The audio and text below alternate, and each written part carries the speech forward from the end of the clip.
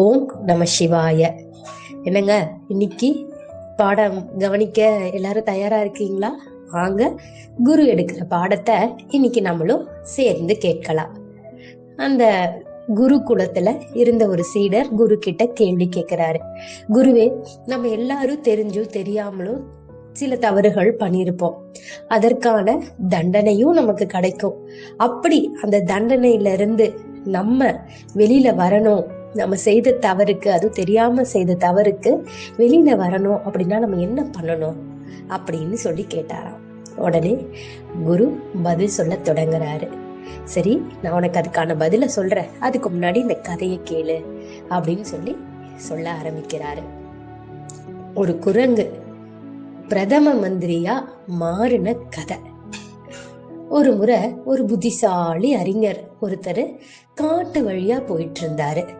அப்ப ஒரு குரங்கு அங்க படுத்து தூங்கிட்டு இருந்துச்சு. விளையாட்டா அந்த குரங்கோட வாழை மிதிச்சிட்டாரு அந்த அறிஞர். அப்பதான் தெரிஞ்சது, படுத்து இருந்தது குரங்கு அல்ல, அது ஒரு அரக்கன்னு. ரொம்ப கோபமான அரக்கன் தன்னோட வாழை மிதிச்ச அந்த அறிஞரை குரங்கா மாறி போன்னு சாபம் கொடுத்துட்டாராம். உடனே அந்த அறிஞர் குரங்கா மாறிட்டாரு. சிறு பிள்ளை போல தான் செஞ்ச தவறுனால இப்படி குரங்கா மாறிட்டோமேன்னு வருத்தப்பட்ட அந்த அறிஞர் அந்த காட்டிலேயே வாழ ஆரம்பிச்சாரு. ஒரு நாள் அந்த பக்கமா வந்த பயணிகள் 2 பேரு அந்த மரத்தடியில, அதாவது இந்த குரங்கு இருந்த மரத்தடியில தங்கி ஓய்வெடுத்துக்கிட்டு இருந்தாங்க. அப்ப அதுல ஒரு பயணி சொன்னாரு, நாளைக்கு நம்ம அரண்மனையில ஒரு போட்டி நடக்க போது, அதுல யாரு தங்களோட அறிவை காட்டி ஜெயிக்கிறாங்களோ அவங்களுக்கு தான் பிரதம மந்திரி பதவி கொடுக்க போறதா அரசர் அறிவிச்சிருக்காருன்னு சொன்னாங்க. இத மரத்துல இருந்து கேட்டுக்கிட்டு இருந்த அந்த குரங்கு தானும் அந்த போட்டியில கலந்துக்கணும்னு நினைச்சது. உடனே பட்டணத்துக்கு போன அந்த குரங்கு போட்டி நடக்கிற இடத்துக்கு போச்சு. அங்க போட்டிக்கு தயாரா வந்திருந்த அறிஞர்கள் நிக்கிற அந்த வரிசையில அதுவும் நின்னுச்சு. அத பார்த்த காவலர்கள்லாம் ஆச்சரியப்பட்டு போனாங்க. அந்த குரங்கு போட்டிக்கு வந்திருந்தனால எல்லாரும் அத அடிச்சு விரட்டினாங்க. ஏன்னா போட்டின்னு தெரியாதுல்ல, திடீர்னு ஒரு குரங்கு வந்துருச்சேன்னு. அப்புறம்தான் அந்த குரங்கு போட்டிக்கு நான் வந்திருக்கேன் அப்படின்னு அத சொல்ற விதமா எல்லாரும் பதில, அவங்கவுங்களோட பதில, அறிஞர்கள் எல்லாம் அவங்கவுங்க பதில ஒரு ஓலைச்சுவடியில தான் எழுதுவாங்க. அந்த ஓலைச்சுவடிய அங்க இருந்த காவலர்கள் கிட்ட காட்டுச்சான் அந்த குரங்கு. அதுல என்னன்னா, அதோட பேர் எழுதிட்டு நானும் இந்த போட்டிக்காக தான் வந்திருக்கேன் அப்படின்னு எழுதியிருந்ததா. அதை பார்த்ததும் இந்த குரங்குக்கு வாய் பேச முடியலனாலும் எழுதி புரிய வைக்கிற திறன் இருக்கு, அதனால இதுவும் போட்டியில கலந்துக்கலான்னு அரசர் அறிவிச்சாரு. போட்டி திடலுக்கு வந்த அரசர் எது கனமானது, இறகா இல்லைன்னா கல்லான்னு தன்னோட முதல் கேள்வியை கேட்டாரு. எல்லா அறிஞர்களும் அவங்களுக்கு தெரிஞ்ச விடைகளை எழுதினாங்க. சிலர் அறிவியல் பூர்வமா எழுதினாங்க. ஆனா குரங்கு அது சூழலை பொறுத்தது, இலகுவான மனசு குற்ற உணர்ச்சி மேலிட்ட பிறகு கனமாக மாறுகிறதுன்னு எழுதி கொடுத்துச்சு குரங்கு. உண்மைதானங்க, நம்ம மனசு கஷ்டத்துல இருக்கும்போது, அது குற்ற உணர்ச்சியில இருக்கும் போது நம்மளோட லேசான மனசு கூட அப்படியே கனமா நம்மளாலேயே தாங்க முடியாத அளவுக்கு இருக்கும். அததான் அந்த குரங்கு எழுதி கொடுத்துச்சான். இப்படி வித்தியாசமான அணுகுமுறையை பார்த்த அரசர் குரங்கையே அடுத்து கவனிக்க ஆரம்பிச்சிட்டாரு. அடுத்ததா 2வதா ஒரு போட்டி. ஒரு பசியோடு இருந்த முதியவருக்கு முன்னாடி அரசு கஜானாவுல இருந்த ஒரு தங்க நாணயத்தை கொண்டு வச்சுட்டு, இப்ப இது யாருக்கு கொடுப்பீங்க? ஏன்னா இது அரசரோட கஜானால இருந்து எடுத்துட்டு வந்தது. அப்ப அதை அரசருக்கு கொடுக்கணும். ஆனா பசியில ஒரு முதியவர் வாடிக்கிட்டு இருக்காரு, அப்ப அவருக்கும் கொடுக்கலாம். இந்த இதுல அரசருக்கா இல்லைன்னா முதியவருக்கா அப்படின்னு கேட்டாரு அரசர். எல்லா அறிஞர்களும் அரசரை விட பசியோடு இருக்கிற முதியவருக்கு தான் கொடுக்கணும்னு சொன்னாங்க. அதுக்கு குரங்கு என்ன விடை எழுதி இருக்கும்னு எல்லாரும் ஆவலா பார்த்துக்கிட்டு இருந்தாங்க. அப்ப அரசர் குரங்கு எழுதி இருந்த ஓலையை எடுத்து படிச்சாரு. அதுல இந்த நாட்டுல ஒருத்தர் பசியோட இருக்கிறது அரசரோட தவறு. அவரு கஜானாவில இருக்கிற பணத்தை எடுத்து பசியோட இருக்கிறவங்களுக்கு சோறு போடக்கூடாது. ஆனா கஜானாவை எதுக்கு அரசருக்கு கொடுத்திருக்காங்கன்னு புரிஞ்சுக்கிட்டு நாட்டுல இருக்கிற வரிகளை குறைச்சு அதே நேரத்துல கஜானாவை வருமானம் உயர்த்தி யாருமே பசியோட இருக்காத அளவுக்கு பாத்துக்கணும். அதனால இந்த பணம் அரசருக்கு தான் கொடுத்து அந்த முதியவருக்கு பசி ஏற்படாத வகையில அவருக்கு நிரந்தர வருமானம் கிடைக்க வழி செய்யணும்னு அதுல எழுதியிருந்தது. இதுல நான் என்ன புரிஞ்சுக்கிட்டேன்னா, உண்மைதானங்க, நம்மளும் அரசாங்கம் இலவச கொடுக்கணும், இந்த சலுகை கொடுக்கணும், அந்த சலுகை கொடுக்கணும்னு எதிர்பார்க்கிறோம். அதுக்கு பதிலா அவங்கவுங்க உழைப்புக்கு ஏத்த மாதிரி அவங்கக்கிட்ட வரி வசூலிக்கிறதும் அதை சரியான முறையில பண்படுத்தினா நம்ம ஏங்க இலவசமோ, நம்ம ஏன் நமக்கு ஏதாவது அரசாங்கம் செய்யணும், ஏதாவது மானியம் கொடுக்கணும்னு ஏன் எதிர்பார்க்கணும்?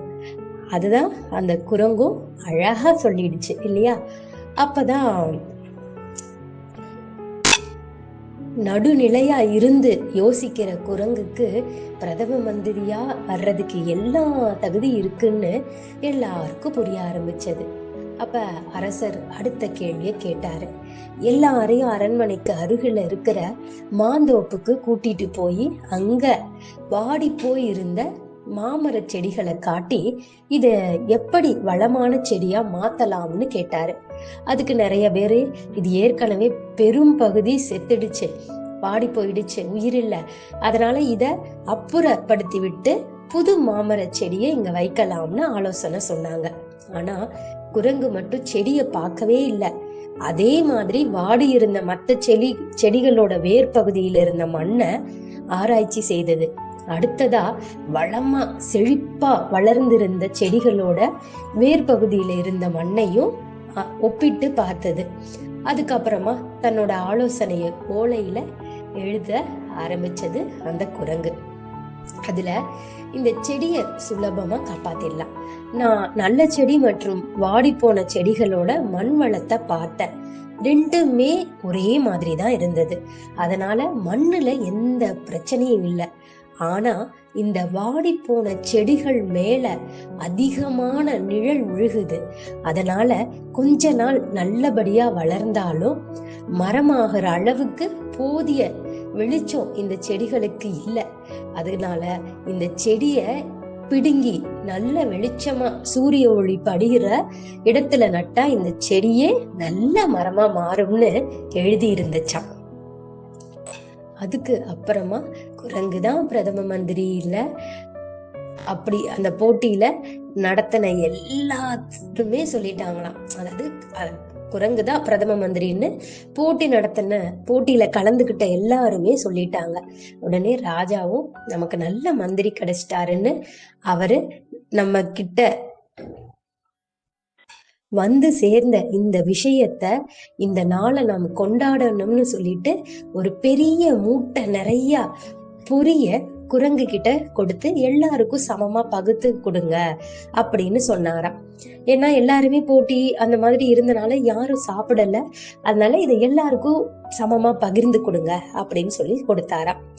அந்த குரங்கு எல்லாருக்கும் என்ன பண்ணுச்சுன்னா முதல்ல கொஞ்சம் பொரிய மட்டும்தான் கொடுத்துச்சான். அத பசியோட இருந்தவங்க வேகமா சாப்பிட்டு முடிச்சாங்க. அவங்களுக்கு இன்னொரு தடவை பொறி கொடுத்துச்சான். திரும்ப பொறி வேணும்னு கேட்டவர்களுக்கும் கொஞ்சம் பொரிய கொடுத்துச்சான். இத பார்த்த அரசருக்கு குரங்கோட அறிவு பகுத்து கொடுக்கும் போது பசியோட இருக்கிறவங்களுக்கு அதிகமாகவும் பசி இல்லாதவங்களுக்கு கண்டுபிடிச்சு அவங்களுக்கு குறைவான அளவையும் கொடுத்த அந்த விதத்தை பார்த்து குரங்கையே தன்னோட பிரதம மந்திரியா நியமிச்சாரு அந்த அரசர். அடுத்த நிமிடமே அந்த குரங்கு திரும்ப அறிஞரா மாறிடுச்சு. மக்கள் பணி செய்ய ஆரம்பிச்சதும் அவருக்கு இருந்த சாபம் தன்னால நீங்கிடுச்சு.